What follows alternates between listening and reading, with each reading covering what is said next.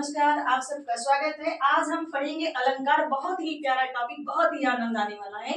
बस आप लोग वीडियो में अंत तक बने रहेंगे। देखिए, अलंकार अलंकार दो शब्दों से मिलकर बना है। अलम धनकार, अलम उपसर्ग लगा, संस्कृत का उपसर्ग है। देखिए, जिसका अर्थ होता है आभूषण, गहना। अलंकार शब्द का अर्थ सौंदर्य में वृद्धि करने वाला होता है। क्या होता है? सौंदर्य में वृद्धि करने वाला होता है। भूषण बिनु विराजई कविता वनिता मित्य।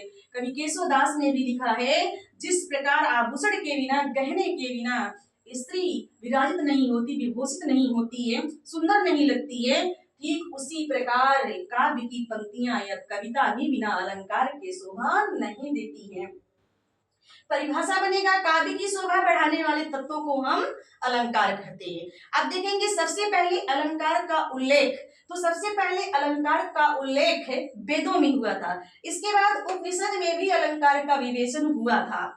काव्य शास्त्र में रस संप्रदाय के प्रस्तोता भरत मुनि ने अनजाने में 4 अलंकारों का उल्लेख किया था।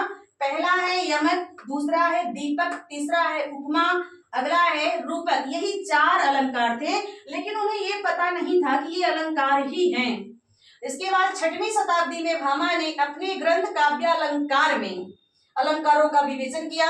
अलंकार के प्रवक्ता जो हैं, इस प्रकार भामा कहे जाते हैं। अलंकार के प्रवक्ता कौन है? भामा है। अलंकार के जनक कौन है? भामा। ये इंपॉर्टेंट लाइन है। इसके बाद देखिए, भामा ने 38 अलंकारों का विवेचन किया था। इस समय उन्होंने 38 अलंकारों को खोजा था। इसके बाद सबसे पहले अलंकारों का जो वर्गीकरण है वो रुद्रट ने किया था। देखिए कितने प्रश्न यहाँ से बनेंगे। 38 अलंकारों का जो विवेचन है वो भामा ने किया था।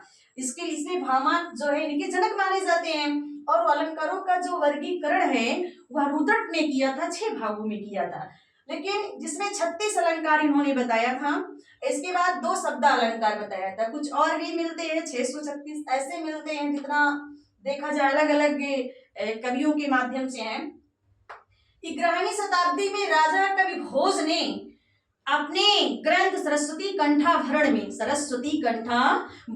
में इन्होंने तीसरे अलंकार की खोज की। वैसे मुख्यतः अलंकार के 2 भेद होते हैं, शब्द अलंकार, अर्थालंकार। सामान्य रूप से अलंकार के 3 भेद होते हैं, शब्द अलंकार, अर्थालंकार और उभय अलंकार।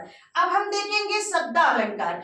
जहां काव्य की पंक्ति में शब्दों के माध्यम से चमत्कार उत्पन्न होता है, वहां शब्द अलंकार होता है। जैसे एक फिल्मी गाना आप लोग गाते हो, अगर तुम मिल जाओ जमाना छोड़ देंगे हम, अगर तुम मिल जाओ जमाना छोड़ देंगे हम। यहाँ एक शब्द आया है जमाना। देखिए कैसे अर्थ बदलता है। जमाना का मतलब होता है दुनिया। शब्द का बहुत महत्व होता है। यदि इसी जमाना के जगह पर हम उसके स्थान पर दुनिया शब्द लिख दें तो अर्थ का अनर्थ हो जाएगा। इसका अर्थ ये हो जाएगा कि हम दुनिया से अलविदा हो जाएंगे। ले लिया, अलविदा हो गए। अब यहाँ क्या, अगर तुम मिल जाओ जमाना छोड़ देंगे। इसका अर्थ ये हुआ कि यदि आप मेरे पास हो तो मुझे पूरी दुनिया से कोई मतलब नहीं है। वहीं अर्थ जैसे बदल जाएगा, जमाना का पर्यायवाची यदि हम दुनिया रख देते हैं तो यहाँ पर की अर्थात हमारी मृत्यु हो जाएगी। ये हो गया। जैसे किताब की भाषा में दामिनी दमक रही घन माही, बिजली जो है घन में, बादल में चमक रही है। अगला एग्जाम्पल है, चंचल नारी के नयन छिपे नहीं, प्रेम छिपे नहीं, पीठ घुमाए। तो आप यहाँ पर देखेंगे एक शब्द आया है चंचल। चंचल का मतलब होता है विद्युत या बिजली। यदि चंचल के स्थान पर बिजली रख दिया जाए तो नारी के साथ उसका अर्थ अलग हो जाएगा। चंचल नारी मतलब बिजली नारी नहीं हो सकता है, चंचल नारी हो सकती है। आगे देखते हैं।